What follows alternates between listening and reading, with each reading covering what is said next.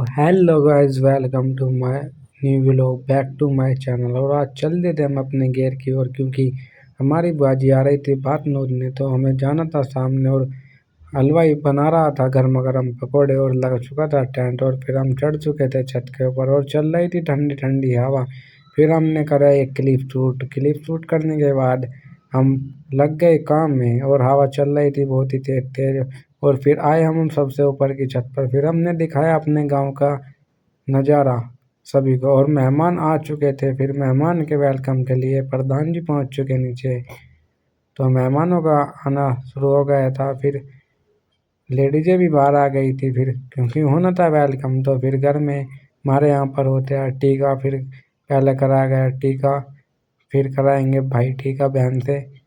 और फिर घर में जब मिलेगी हमारे यहाँ पर एंट्री, तो फिर कराने के बाद टीका फिर सभी को फिर आ चुके हम छत पर। फिर लग चुका था नाश्ता, हो चुका था रेडी।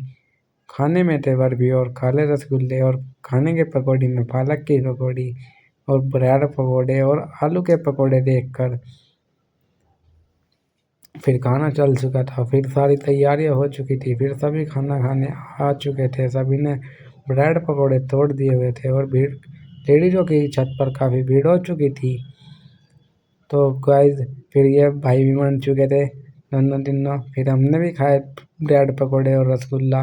फिर हम निकल चुके थे बाहर की ओर, क्योंकि आज हमें जाना था एक काम के लिए।